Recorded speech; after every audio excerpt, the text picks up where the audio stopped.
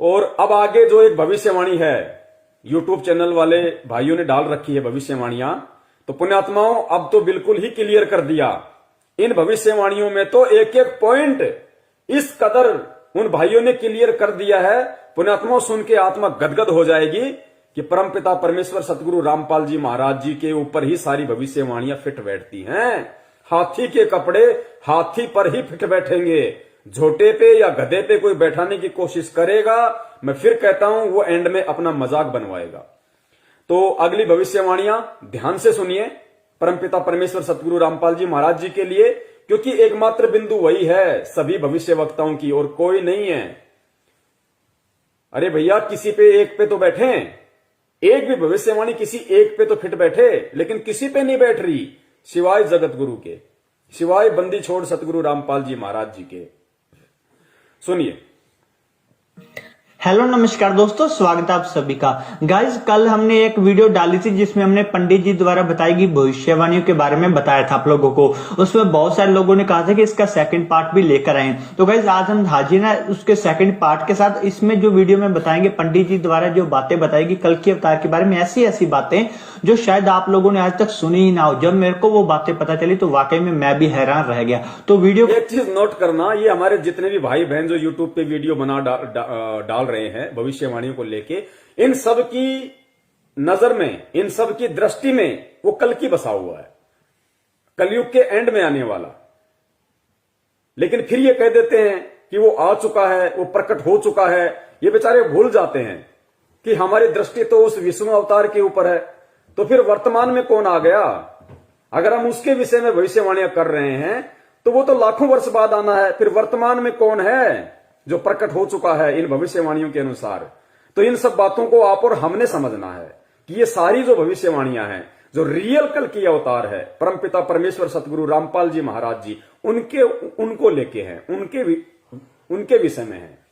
तो देखना इनकी प्रत्येक भविष्यवाणी का एक एक शब्द, पुण्यात्माओं एक शब्द भी इधर उधर क्या हो जाए, क्योंकि भगवान जब अपना काम करता है तो 101% पूरा करता है।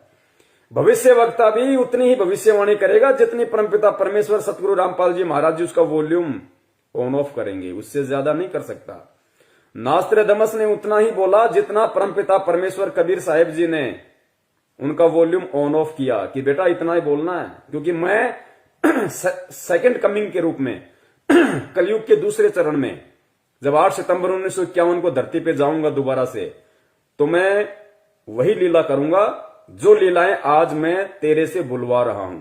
तो परमेश्वर ने उनसे उतना ही बुलवाया जितना आज परमेश्वर को करना था। सुनते जाइए।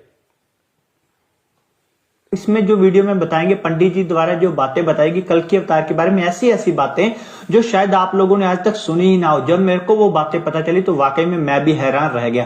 तो वीडियो को पूरा एंड तक देखना ताकि आप लोगों को सारी बातें अच्छे से समझ में आ जाए। मेरे मित्र ने पंडित जी से लगभग हर तरह के सवाल पूछा जो आप लोगों के मन में भी आता है, मेरे मन में भी आता है। जिस प्रकार से कि जिस विनाश की बातें करी, यानी महायुद्ध की बातें करी, यानी वो आखिर होगा कब, उसकी एग्जैक्ट डेट क्या है, और जो कल की अवतार कह रहे हैं आएंगे, सतयुग लाएंगे, वो सब होगा कब, किस डेट को वो सब होगा, और अगर कल की अवतार हो चुका है तो वो कहां है, हमें दिखता कब है, वो कब आएगा हमारे सामने। ये सभी बातों के जवाब आपको आज की इस वीडियो में मिल जाएंगे। हो सकता है वीडियो थोड़ी सी लंबी हो जाए, परंतु आप अच्छे से धैर्य से पूरी वीडियो को सुन लेना। तो सबसे पहले मेरे मित्र ने उनसे पूछा कि क्या कल की अवतार का जन्म हो चुका है, धरती पर वो आ चुके हैं या नहीं आए।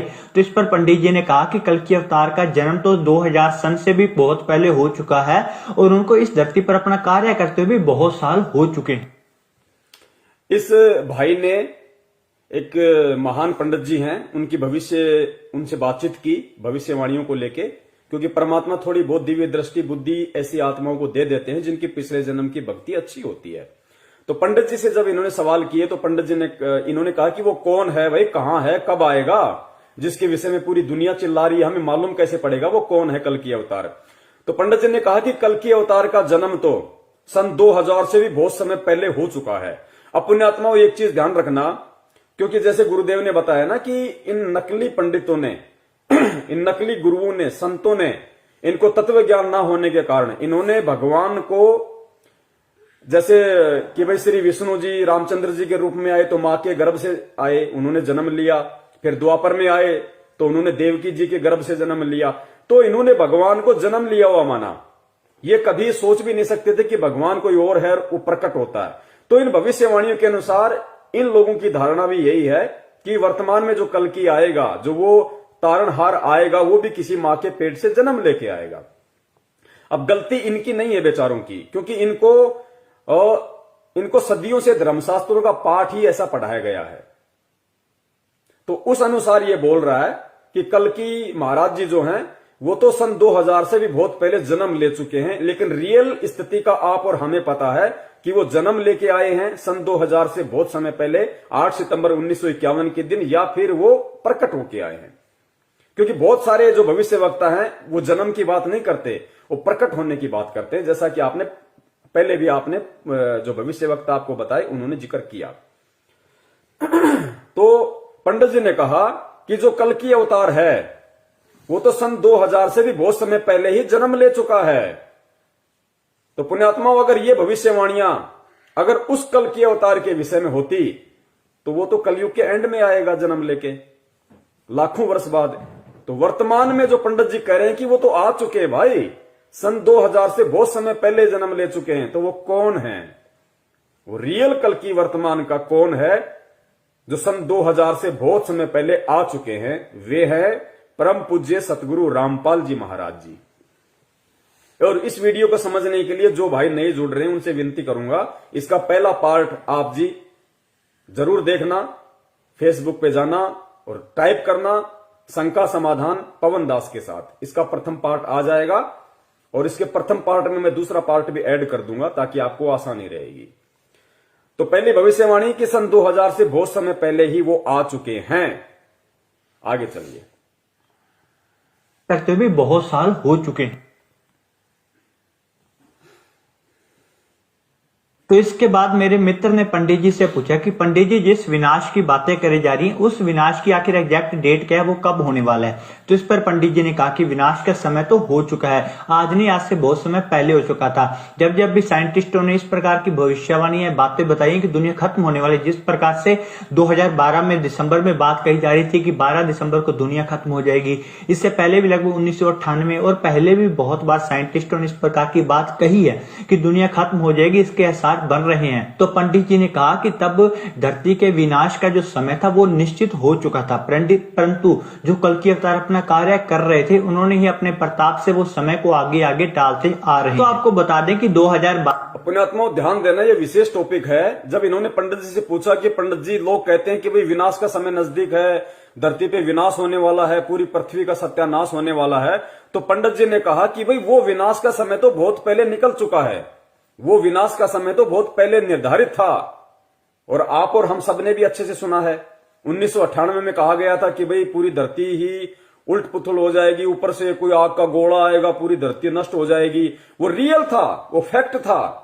लेकिन उससे पहले ही परमात्मा 8 सितंबर 1951 के दिन धरती पे प्रकट हो चुके थे। और परमेश्वर कहते हैं कि आग लगी है अंबर में, झड़झड़ पड़े अंगार, और जब संत ना होते पृथ्वी पे तो जल मरता संसार। तो परमपिता परमेश्वर सतगुरु रामपाल जी महाराज जी के पावन चरण 8 सितंबर 1951 से धरती पे टिके हुए हैं। विनाश के समय को परमेश्वर ने टाला है आप और हम आत्माओं के लिए, भक्ति करवाने के लिए, ताकि मेरे बच्चे जाग जाएं, मुझे पहचान जाएं, वो जान लें और मेरी शरण में आ जाएं।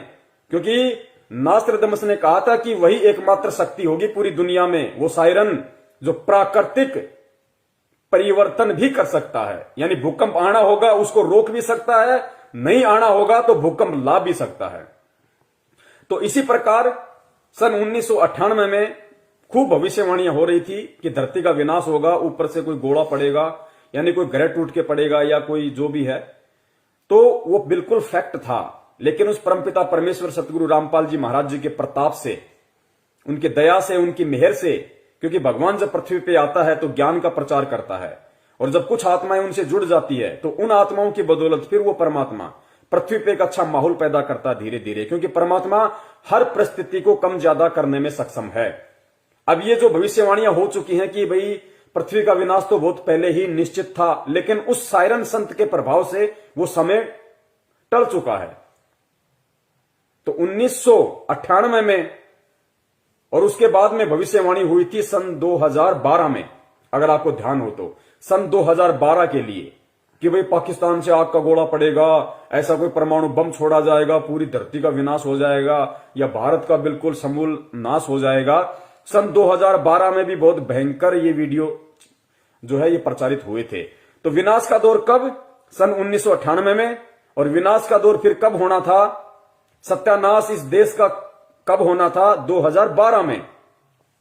तो ये ध्यान रखना, ये परमपिता परमेश्वर ने जो प्राकृतिक जो घटनाएं हैं, प्राकृतिक घटनाएं, उनको कम ज्यादा करने में सक्षम है, क्योंकि वो सर्वशक्तिमान है, वो समर्थ है। कहते हैं साहिब से सब होता है, बंदे से कुछ नहीं। वो राई से पर्वत कर दे, फिर पर्वत से राई। वो कुछ भी कर सकता है परमात्मा। 1 सेकंड में पूरी पृथ्वी को उथल पुथल कर सकता है, 1 सेकंड में फिर वैसा का वैसा बना सकता है। किसी को मालूम भी नहीं पड़ेगा, सौपन भी नहीं महसूस होगा। अब ये दोनों जो घटनाएं हैं जो इस भाई ने बताई हैं पंडित जी के अनुसार, इन घटनाओं का आगे चल के क्या रिएक्शन होगा, पुण्यात्माओं देखना, आपकी आंखों से आंसू आएंगे कि परमपिता परमेश्वर इतना बलिदान आप और हम जैसे नीचों के लिए, 2 कौड़ी के जीवों के लिए, भक्ति करवाने के लिए परमात्मा कितने कष्ट सहन कर रहा है। तो इन्होंने कहा कि जो विनाश था वो होना निश्चित था, जैसा कि 1998 में बोला जा रहा था, उसके बाद 2012 में। लेकिन उस संत ने अपनी पावर से उस विनाश को टाल दिया आगे से आगे, कि काश मेरे बच्चे समझ जाएं। ध्यान से सुनियो। तो इसके बाद मेरे मित्र ने पंडित जी से पूछा कि पंडित जी जिस विनाश की बातें करी जा रही हैं, उस विनाश की आखिर एग्जैक्ट डेट क्या है, वो कब होने वाला है? तो इस पर पंडित जी ने कहा कि विनाश का समय तो हो चुका है, आज नहीं आज से बहुत समय पहले हो चुका था। जब जब भी साइंटिस्टों ने इस प्रकार की भविष्यवाणी या बातें बताई कि दुनिया खत्म होने वाली, जिस प्रकार से 2012 में दिसंबर में बात कही जा रही थी कि 12 दिसंबर को दुनिया खत्म हो जाएगी, इससे पहले भी लगभग 1998 और पहले भी बहुत बार साइंटिस्ट 2012 और 1998 का जिक्र मैं नहीं कर रहा, ये भाई खुद कर रहा है भविष्यवाणी के अकॉर्डिंग। आगे चल के परमात्मा साबित करवाएंगे कि उस साइरन संत से 2012 और 2098 में जो विनाश होना था उसका क्या संबंध है। तो इस पर पंडित जी ने कहा कि विनाश का समय तो हो चुका है, आज नहीं आज से बहुत समय पहले हो चुका था। जब जब भी साइंटिस्टों ने इस प्रकार की भविष्यवाणी या बातें बताई कि दुनिया खत्म होने वाली, जिस प्रकार से 2012 में दिसंबर में बात कही जा रही थी कि 12 दिसंबर को दुनिया खत्म हो जाएगी, इससे पहले भी लगभग 1998 और पहले भी बहुत बार साइंटिस्टों ने इस प्रकार की बात कही है कि दुनिया खत्म हो जाएगी, इसके आसार बन रहे हैं। तो पंडित जी ने कहा कि तब धरती के विनाश का जो समय था वो निश्चित हो चुका था, परंतु जो कल की अवतार अपना कार्य कर रहे थे, उन्होंने ही अपने प्रताप से वो समय को आगे आगे टालते आ रहे हैं। तो आपको बता दें कि 2012 में सिर्फ साइंटिस्टों ने नहीं परंतु बहुत सारे भविष्यवक्ता जिस प्रकार के इंग्लैंड के एंडरसन और माया कैलेंडर द्वारा भी इस बात के संदेश मिल रहे थे कि 2012 में दुनिया का विनाश हो जाएगा। और पंडित जी ने कहा कि तब विनाश तय था, परंतु कल की अवतार जो पृथ्वी पर मौजूद थे उनके कारण ही ये विनाश आगे टलता आ रहा है, और अगर वो इस पृथ्वी पर ना होते तो ये संसार कब का जल मरता। जब अगर वो संत इस पृथ्वी पे ना होता, वो कल की अवतार, तो ये संसार कब का जल मरता। माया कैलेंडर से लेके और इजराइल के कीरो ने भी भविष्यवाणियां कर दी थी सन 2012 के लिए और 1998 के लिए, जो पृथ्वी का विनाश तय था। लेकिन उस संत के प्रभाव से जो पृथ्वी पर पहले से मौजूद है, उसके प्रताप से वो इन परिस्थितियों को आगे से आगे टालते गए, आप और हमारे लिए, भक्ति करने वाली आत्माओं के लिए, ताकि मेरे बच्चों को मैं एक अच्छा माहौल दे सकूं, भक्तिमय वातावरण दे सकूं, किसी प्रकार की दिक्कत आपत्ति मेरी आत्माओं को, मेरे बच्चों को ना हो। पुण्यात्माओं, आप और हमारे लिए आगे देखना क्यों टाली परमात्मा ने, और टालने के प्रतिफल में परमात्मा ने कितना बड़ा बलिदान दिया। कैलेंडर द्वारा भी इस बात के संदेश मिल रहे थे कि 2012 में दुनिया का विनाश हो जाएगा। और पंडित जी ने कहा कि तब विनाश तय था, परंतु कल की अवतार जो पृथ्वी पर मौजूद थे उनके कारण ही ये विनाश आगे टलता आ रहा है, और अगर वो इस पृथ्वी पर ना होते तो ये संसार कब का जल मरता। जब आगे सुनिए। पंडित जी से पूछा गया कि आखिर ये विनाश की तय तारीख क्या है, किस तारीख को ये सब होने वाला है। तो इस पर पंडित जी ने कहा कि ये सब उस अवतार के हाथ में है, क्योंकि जो पहले से विधि विधान द्वारा लिखी गई तारीखें थी विनाश की, महाप्रलय की, वो तो उस अवतार द्वारा आगे टाल दी गई हैं। अब वो किस समय को चुनता है युग परिवर्तन के लिए, ये तो वो जो पहले से विनाश का समय तय था वो तो उस कल्कि ने, उस साइरन संत ने अपने प्रताप से, अपने पावर से आगे टाल दी। लेकिन विनाश फिर भी होना है। अब वो आगे विनाश कब होगा? उसके दोस्त ने पूछा कि पंडित जी फिर वो विनाश होगा कब, जिस विनाश की तारीखों को वो जो अवतार है वो टालता आ रहा है। तो पंडित जी ने कहा कि विनाश तो होना तय है, लेकिन वो कब होगा इसका समय भी वो अवतार ही तय करेगा। वो अवतार ही तय करेगा कि वो विनाश होना कब है। तो पुण्यात्मा, विनाश टाला भी जा सकता है, परमेश्वर के हाथ में। दुनिया अगर उन्हें पहचान ले तो, स्वीकार कर ले तो, अन्यथा ऐसा होना संभव है नहीं ठोकर लगे बिना। तो विनाश तो निश्चित है। एक चीज ध्यान रखना पुण्यात्माओं, परमपिता परमेश्वर सतगुरु रामपाल जी महाराज जी का एक वचन है, और संत का हर वचन, कहते हैं संत वचन पलटे नहीं चाहे पलट जाए ब्रह्मांड। गुरुदेव ने बार बार कबीर सागर को पढ़ाते समय आप और हमें बताया कि पुण्यात्माओं, एक दिन देख लेना पूरी दुनिया ये भक्ति करेगी। कबीर सागर में लिखा है, घर घर होगा बोध विचारा। घर घर में बोध विचार होगा, परमात्मा के ज्ञान की चर्चा होगी एक समय में पूरी पृथ्वी पे।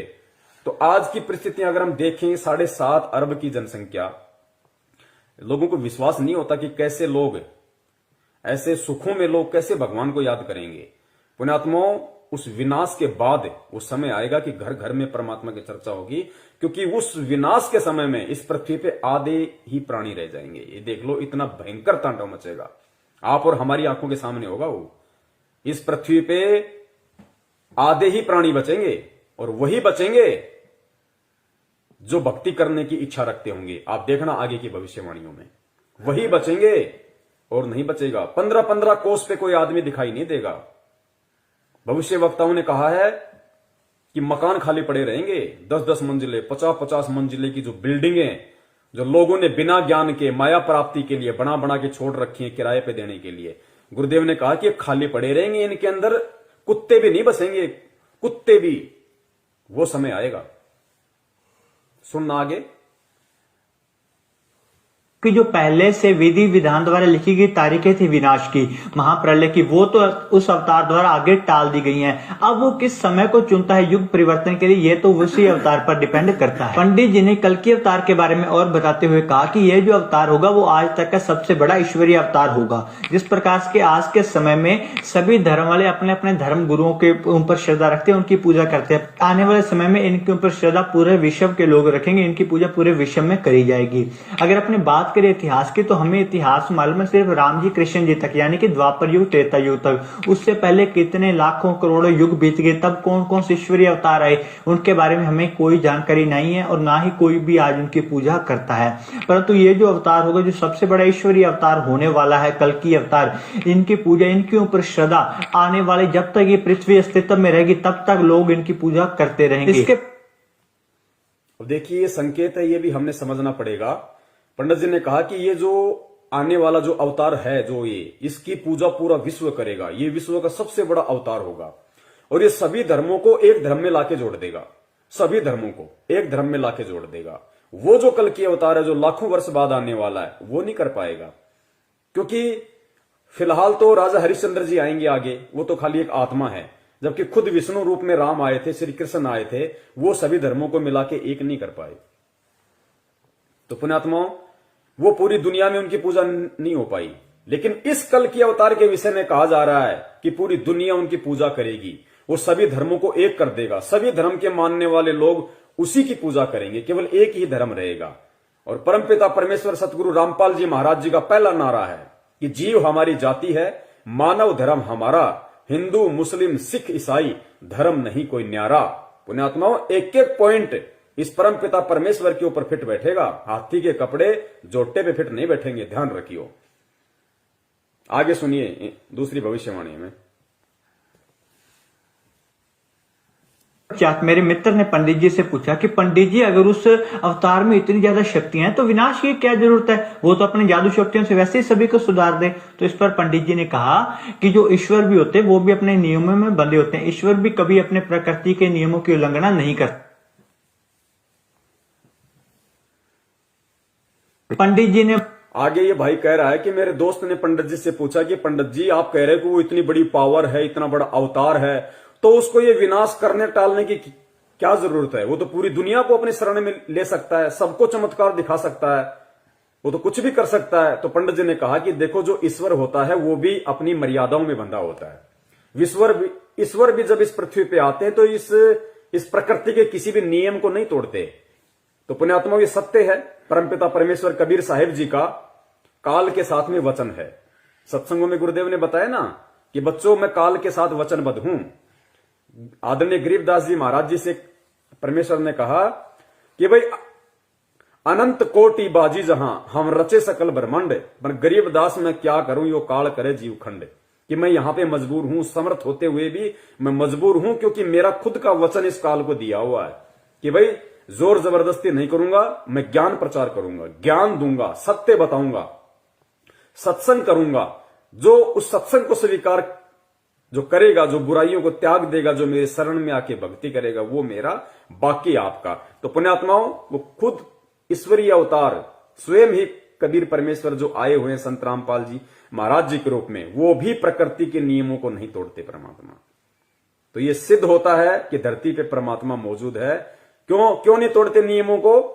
क्योंकि परमात्मा ने जब प्रथम सतयुग में अपने पुत्र जोगजीत के रूप में यहां आए और तपतशिला पे जब काल के साथ उनकी वार्ता हुई, तो परमात्मा ने उसी को वचन दिया था। काल ने कहा था कि परमात्मा आप नीचे जाओगे, अपना ज्ञान दोगे, लेकिन जबरदस्ती मत करना। जो आपका ज्ञान समझे वो आपका, जो ना समझे वो मेरा। इस प्रकार परमात्मा प्रकृति के नियमों में बंधे होते हैं। इसका मतलब ये है। मेरे मित्र ने पंडित जी से पूछा कि पंडित जी, अगर उस अवतार में इतनी ज्यादा शक्तियां हैं तो विनाश की क्या जरूरत है, वो तो अपने जादू शक्तियों से वैसे ही सभी को सुधार दे। तो इस पर पंडित जी ने कहा कि जो ईश्वर भी होते हैं वो भी अपने नियमों में बंधे होते हैं। ईश्वर भी कभी अपने प्रकृति के नियमों की उल्लंघना नहीं करते। आगे सुनिए पुण्यात्मा ध्यान से। पंडित जी ने बताया कि जो कल्कि अवतार ने आज से पहले विनाश को टाला है, या आने वाले समय में विनाश के बाद जो वो लोगों की रक्षा करेंगे, वो कल्कि अवतार, उसका बदला भी खुद अपने शरीर पर कष्ट सहकर चुकाना पड़ेगा। क्योंकि ईश्वर भी कभी प्रकृति और कर्मों के नियमों को नहीं तोड़ता, इसलिए वो सभी का बदला अपने शरीर पर समय कष्ट लेकर चुकाएंगे। पुण्यात्माओं, 101% रोक के खड़े होना चाहिए। दास तो बहुत बारी भविष्यवाणी सुन चुका है, क्योंकि दास वीडियो बना रहा है। तो यूट्यूब से दास ने वीडियो लिया, फिर इसको कई बार सुना, और दास ने जब अब भी इसको सुना है तो दास के रोंगटे खड़े हो गए। इस भविष्यवाणी में क्या कहा गया है, एक बार ध्यान से सुनिए।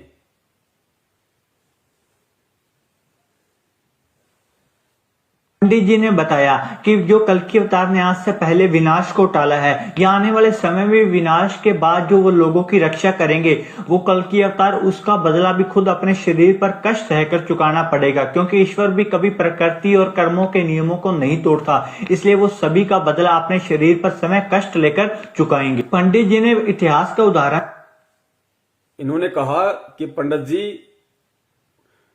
जी ने इनको कहा, इनके पूछने पे, कि वो जो कल्कि अवतार होगा, जो तारणहार होगा, और उसने पृथ्वी के विनाश के समय को जो टाला है, यानी सन 1998 में जो पृथ्वी का विनाश होना था, निश्चित था। परमपिता परमेश्वर सतगुरु रामपाल जी महाराज जी ने, उस अवतारी महापुरुष ने उस विनाश को टाला। और उसके बाद में 2012 में जो विनाश निश्चित था, उस विनाश को उस परमात्मा ने टाला, आगे बढ़ाया समय को, और फिर कहा कि आने वाले समय में जो विनाश होने वाला है, उस विनाश में वो जिन जिन आत्माओं की रक्षा करेगा, क्योंकि पुण्यात्माओं उस विनाश में हम बच जाएं, ये हमारे जैसे और भाई बहन बच सकें, इतने पुण्य हमारे पास नहीं है। परमात्मा अपने पुण्यों से, परमात्मा अपने प्रभाव से, अपनी शक्ति से, प्रकृति के नियमों को तोड़ते हुए, पुण्यात्मा देख लो, बाप अपने बच्चों के लिए क्या क्या नहीं करेगा। परमात्मा, क्योंकि काल को चाहिए हिसाब, भाई चाहे कोई मरो कोई बचाओ, मुझे जितने मारने थे मुझे उतने चाहिए। तो परमात्मा अपनी तरफ से, अपने कोटे से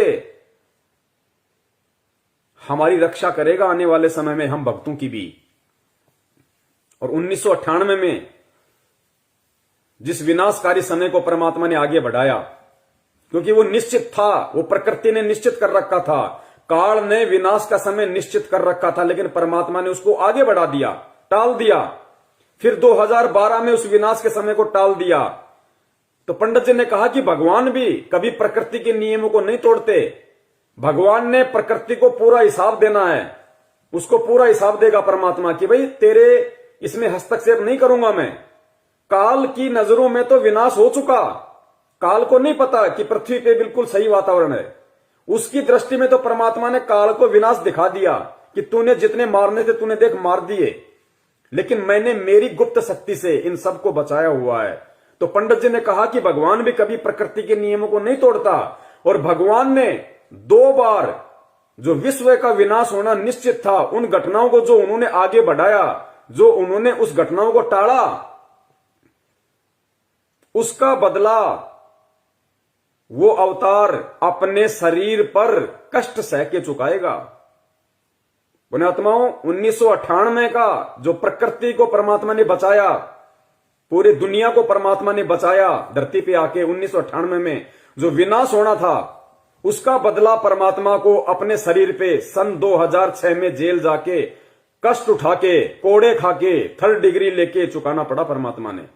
1998 के विनाश को आप और हम जैसे दुष्टों से भक्ति करवाने के लिए, राजनीति करवाने के लिए नहीं, आरक्षणबाजी करवाने के लिए नहीं, हम जैसे दुष्टों से भक्ति करवाने के लिए, हमारे आत्म कल्याण के लिए परमात्मा ने 1998 का जो निश्चित था विनाश, उसको टाला और काल के डॉक्यूमेंट्स में उसको पूरा किया, अपने शरीर पे कोड़े खाके। सन 2006 में परमात्मा जब करोथा कांड हुआ जेल गए, 2008 में आए, और करोथा कांड में दास ने पहले भी जिक्र किया था पुण्यात्मा, रोहतक जेल में थे परमात्मा। परमेश्वर का रिमांड, क्योंकि वो परमेश्वर को परमेश्वर नहीं मानते, क्योंकि परमेश्वर एक आम व्यक्ति की भूमिका में है। रिमांड हुआ परमात्मा का, अपने शरीर पे परमात्मा ने कोड़े खाए, कष्ट सहन किया। हिसार रोहतक जेल में परमेश्वर के रिमांड के दौरान जो अंदर जो व्यक्ति थे, जो बताते हैं कि छाती के बाल तक उखाड़ लिए गए थे परमपिता परमेश्वर सतगुरु रामपाल जी महाराज जी के। वो कष्ट परमात्मा ने आप और हम जैसे दुष्टों के लिए सहन किया, जो पंडित जी अपनी भविष्यवाणी में बता रहे हैं। हालांकि उन्हें नहीं पता वो कौन है, लेकिन उसका निर्णय तो आज आप और हम करेंगे, क्योंकि वो दृष्टि परमात्मा ने आप और हमें दी है। तो 1998 का जो विनाश था, उसको परमेश्वर ने टाला, और उस विनाश की सजा परमेश्वर ने 2006 में अपने शरीर के ऊपर ली। फिर 2012 का विनाश था, परमात्मा ने उसको टाला, और उस विनाश की सजा परमात्मा ने 2014 के बाद में 4 बार परमेश्वर का रिमांड वहां पे हुआ। इस बात को आप और हम समझ सकते हैं कि परमेश्वर आम संत की भूमिका में है, और जेल वाले उन्हें कोई भगवान नहीं मानते, कोई परमात्मा नहीं मानते, उनकी नजर में वो कैदी है, मुजरिम है। तो 2012 का जो विनाश निश्चित था, उस घटना को परमेश्वर ने आगे बढ़ाया, और उस घटना का जो वो दंड था, वो परमेश्वर ने अपने शरीर पे भोगा 2014 के करोथा कांड के बाद में। तो पुण्यात्माओं, आज भी यदि हम इस भक्ति से या इस भगवान से नागा करेंगे, इस भक्ति और भगवान पे अविश्वास प्रकट करेंगे, बात बात पे ये कह के कि मैं ये मर्यादा नहीं निभा सकता, हम लोगों का सामना नहीं करेंगे, हम समाज की कुरीतियों का सामना नहीं करेंगे, हम अगर परमेश्वर के नियमों को नहीं निभाएंगे, तो पुण्यात्माओं गधा कुत्ता बनने से नहीं बच पाएंगे। जब इतना कष्ट वो परमेश्वर आप और हम जैसे नीचों के लिए खुद उठा रहा है, तो हमारी भी तो कुछ जिम्मेदारी बनती होगी। या बाप ही हमेशा परीक्षा देता रहेगा, बाप ही सारे कष्ट और दुख परेशानियां झेलता रहेगा, लोगों की गालियां खाता रहेगा, लोगों से रिमांड कि अब भी हम नियम तोड़े। और क्या नियम है? ये तो बुराइयां हैं, गंदगी। ये तो जानवर को भी नहीं करनी चाहिए। बीड़ी, सिगरेट, गांजा, अफीम, कुचरित्र, कुदृष्टि है, ये व्यर्थ की ये परंपराएं, 12वां 13वां। अरे मर गया तो मर गया, दुनिया नहीं मर रही क्या? हम नहीं मरेंगे क्या? हम सर का मुंडन करवा लेंगे तो क्या वो जिंदा हो जाएगा? 2 पंडितों को बैठा के उनका पेट भर देंगे तो क्या जिंदा हो जाएगा? उसके नश्वर शरीर का, उसके मिट्टी शरीर की अस्थियां गंगा जी में जाके भवाएंगे, क्या वो मुक्त हो जाएगा? हम तो उल्टा गंगा जी को दूषित करने का पाप अपने सिर पे मोल ले रहे हैं। कौन से नियम है? क्या नियम है? ये तो बुराइयां हैं, ये तो किसी को भी नहीं करने चाहिए। और हम कहते हैं कि ये हमसे हो नहीं पाएंगे। मैं मेरे पति का विरोध नहीं सहन कर पा रही, मैं मेरी पत्नी का विरोध नहीं सहन कर पा रही। मेरी पत्नी कह रही है या तो बाबा रामपाल के पीछे रह ले या मेरे को छोड़ दे। अरे भाड़ में जाए ना पत्नी, कितनी बार मिल गई ऐसी पत्नी हमें, कौन सा हमारा उसने उद्धार कर दिया? हमारा शरीर खा गई, हमारा पैसा खा गई, जवानी खा गई, कौन सा हमारा उसने उद्धार कर दिया? तो पुण्यात्माओं अब दृढ़ हो जाओ। चाहे बाप हो, चाहे बेटा हो, चाहे बेटा बाप का विरोध करे, चाहे बाप बेटे का विरोध करे, चाहे पति पत्नी का विरोध करे, चाहे पत्नी पति का विरोध करे, चाहे समाज विरोध करे, चाहे कुछ भी विरोध करे, दृढ़ हो जाओ परमेश्वर पे दृढ़। और जब दृढ़ हो जाओगे ज्ञान आधार से, तो परमेश्वर फिर झुकने नहीं देंगे। भगवान भी तो कोई चीज है, फिर भगवान का रोल कहां होगा? वो कब काम आएंगे?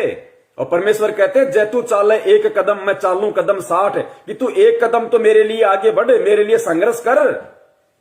मैं चालूं कदम 60, मैं 60 कदम आगे रहूंगा तेरे से, तेरा रक्षक बन के झाड़ू निकालूंगा तेरे आगे, तेरे भक्ति रूपी सफर में तेरे जीवन में कोई परेशानी कांटा ना चुभ जाए। जय तू चाले एक कदम मैं चालू कदम 60, और जय तू हो जा काठ का मैं हो जाऊं लोहे की लाठ। तू एक बार लकड़ी के जितना मजबूत तो बन, मैं लोहे की तरह मजबूत बन के तेरे आगे खड़ा हो जाऊंगा। तो पुण्यात्मा में डरना छोड़ो, घबराना छोड़ो। बड़ी मुश्किल से भगवान ने आप और हमारे को पकड़ा, हम नहीं पकड़ सकते। बड़ी मुश्किल से परमेश्वर ने हमारा हाथ पकड़ा है। गलतियां करके हाथ मत छुटाओ, यह नादानी बहुत महंगी पड़ेगी। तो उस विनाश को जो रोकने की सजा पंडित जी की भविष्यवाणी के अनुसार वो संत, वो अवतार अपने शरीर पे कष्ट सह के चुकाएगा, क्योंकि वो प्रकृति के नियम नहीं तोड़ता। तो पुण्यात्माओं, 1998 का विनाश परमेश्वर ने रोका, और उसकी सजा परमेश्वर ने अपने शरीर पे 2006 में भोगी। 2012 का परमात्मा ने विनाश रोका, पूरी पृथ्वी को उस परमात्मा ने बचाया। जो आज उसका विरोध कर रहे हैं उनको भी बचाया, क्योंकि सब परमेश्वर की आत्माएं। उसकी सजा परमेश्वर ने 2014 के बरवाला कांड में उठाई। ये भविष्यवाणियां हैं। क्या किसी संत महंत पे खरी उतर रही हैं? क्या किसी शंकराचार्य पे भविष्यवाणियां खरी उतर रही हैं?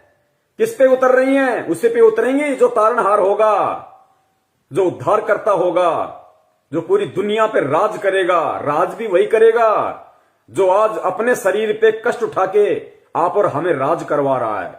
आने वाले समय में वो राज भी वही करेगा।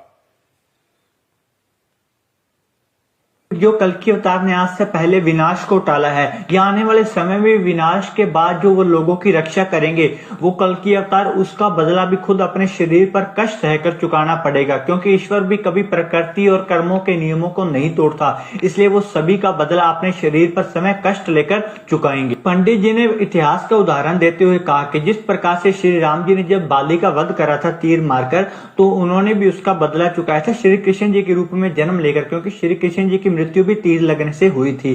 तो ये जो कर्मों का नियम है, ये सभी पर लागू होता है। कर्मों का बदला चुकाना ही पड़ता है। और ये जो कल्कि अवतार हैं, अगर ये भी जो जिस प्रकार से विनाश को आगे टाल रहे हैं, लोगों के कष्टों को दूर करेंगे, या जब विनाश होगा पृथ्वी पर तब जो लोगों के कष्टों को दूर करेंगे, तो उसका बदला भी इनको खुद के ऊपर चुकाना पड़ेगा।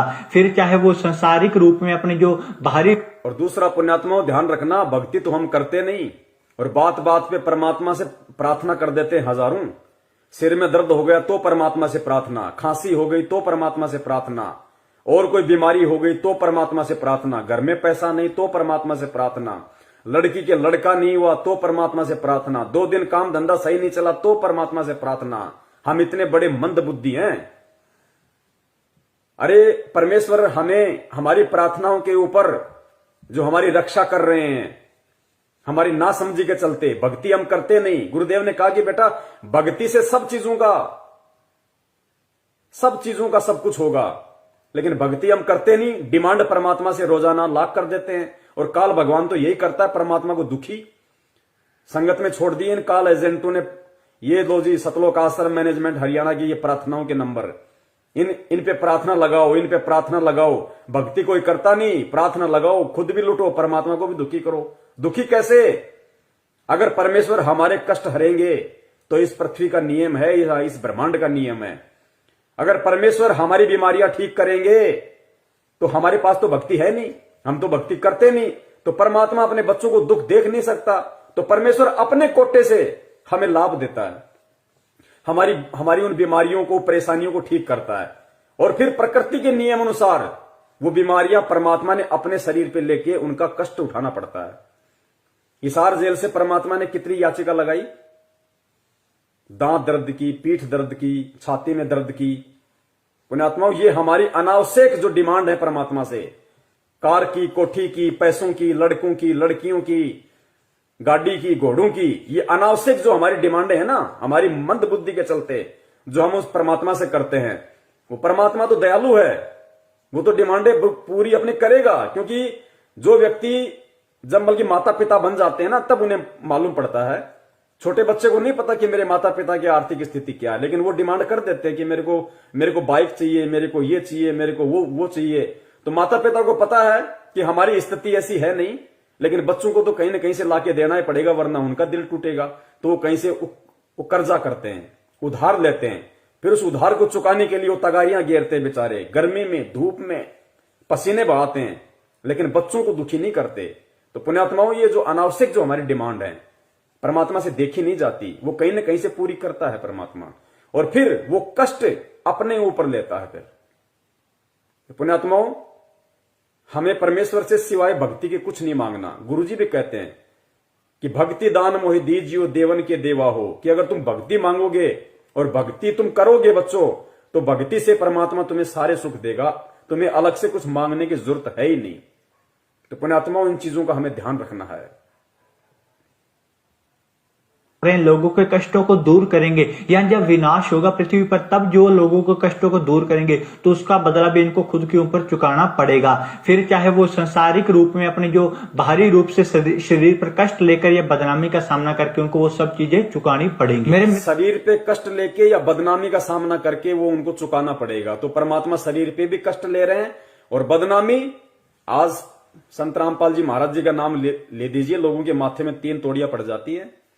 सरकार ने उनको देशद्रोही बना दिया, देशद्रोही का कलंक लगा दिया, बेफालतू में, बेमतलब में, निराधार तरीके से। तो संत वेशभूषा में भी यदि आज कोई महाबदनाम है लोगों की अनभिज्ञता के कारण, तो कौन बदनाम है? संत रामपाल जी महाराज। ये भविष्यवाणियां उन्हीं पे फिट बैठेंगी और किसी पे फिट नहीं बैठ सकती सिवाय उनके अलावा। तो शरीर पे कष्ट लेके भी और बदनामी का दाग लेके भी इन भविष्यवाणियों के अनुसार अगर कोई फिट बैठता है तो परम पूज्य सतगुरु रामपाल जी महाराज जी, दुनिया में कोई नहीं है। टाल रहे हैं, लोगों के कष्टों को दूर करेंगे, या जब विनाश होगा पृथ्वी पर, तब जो लोगों के कष्टों को दूर करेंगे तो उसका बदला भी इनको खुद के ऊपर चुकाना पड़ेगा। फिर चाहे वो संसारिक रूप में अपने जो बाहरी रूप से शरीर पर कष्ट लेकर या बदनामी का सामना करके उनको वो सब चीजें चुकानी पड़ेंगी। मेरे मित्र ने फिर पंडित जी से कहा कि पंडित जी, बहुत सारी भविष्यवाणियों में और जो कल्कि अवतार के बारे में बताते हैं, वो लोगों को कहना है कि कल्कि अवतार खुद भक्ति कर रहे हैं लोगों की रक्षा करने के लिए, पृथ्वी की रक्षा करने के लिए, परंतु आप तो कह रहे हैं कि वो खुद ईश्वर का सबसे बड़ा स्वरूप है, तो वो किसकी भक्ति कर रहे हैं? ईश्वर ने नियम बनाया है कि जब मनुष्य ईश्वर की भक्ति करेगा उसके बाद ही उसे ईश्वर के दर्शन होंगे। यही नियम की पालना खुद कल्कि अवतार ने भी करी है, इसलिए उन्होंने भक्ति करी थी खुद अपने ही स्वरूप के दर्शन करने के लिए। आगे इन्होंने पंडित जी से पूछा कि पंडित जी, आप तो कहते हैं कि वो तो खुद परमात्मा है, वो तो सबसे बड़ा ईश्वरीय अवतार है, फिर पंडित जी वो किसकी भक्ति कर रहा है और क्यों भक्ति कर रहा है? तो पंडित जी ने कहा कि देखो, ईश्वर भी जब यहां पे आते हैं मानव शरीर धारण करके तो मर्यादाओं में रहते हैं, और वो कल्कि अवतार होगा, जो वो तारणहार होगा, वो अपने ही स्वरूप की भक्ति करेगा। पुण्यात्माओं, समझ में आ जाना चाहिए आप और हमारे को कि परमपिता परमेश्वर सतगुरु रामपाल जी महाराज जी भी वही भक्ति करते हैं, वही आरती और मंत्र करते हैं जो आप और हमारे को देते हैं। तो वो किसकी भक्ति कर रहे हैं? अपने ही स्वरूप की भक्ति कर रहे हैं। क्यों कर रहे हैं? एक भगत के रूप में ये उदाहरण पेश करते हैं कि बच्चों, जिस प्रकार मैंने भक्ति करके परमात्मा पाया या मैं परमात्मा प्राप्त करूंगा, इसी विधि से भक्ति करके तुम परमात्मा प्राप्त कर सकते हो। इसलिए खुद ईश्वर होने के बावजूद भी मानव शरीर धारण करने के बाद में उन मर्यादाओं में बंध के खुद वो परमात्मा अपने ही स्वरूप की भक्ति करता है। पुण्यात्माओं, आप और हमें तो परमेश्वर ने ज्ञान दे दिया, ये तो वो लोग बातें बोल रहे हैं जिन लोगों को तत्व ज्ञान नहीं है। तो ये बुद्धि उनको परमात्मा ने दी कुछ समय के लिए, ताकि आप और हमें आज दृढ़ विश्वास हो जाए कि हम किसकी शरण में हैं, किसकी शरण में हैं हम। सुनिए ध्यान से, अपने ही स्वरूप की भक्ति।